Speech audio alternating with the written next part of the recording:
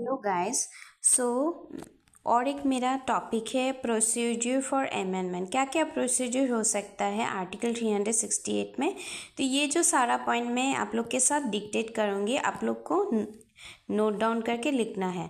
Number 1, an amendment of the constitution can be initiated only by the introduction of a bill for the purpose in either house of parliament and not in the state legislatures।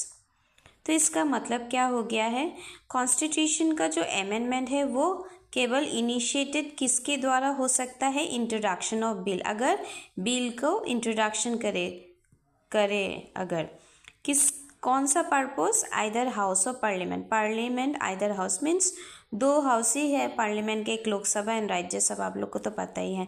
Number 2 में देखिए, the bill can be introduce either by a minister or by a private member and does not require prior permission of the president।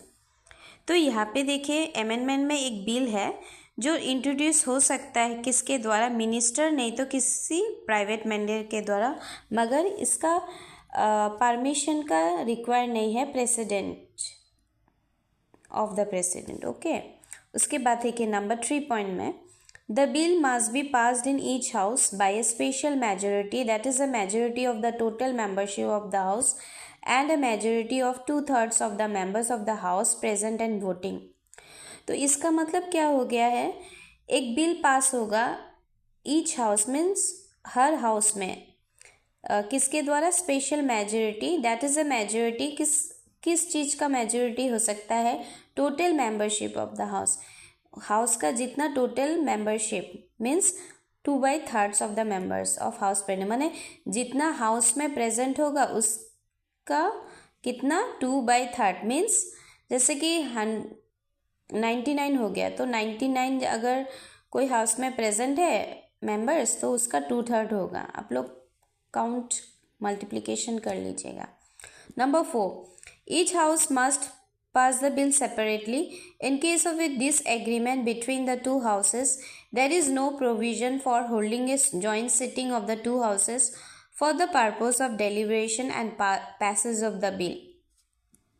Her house में bill को separately पास करना होगा।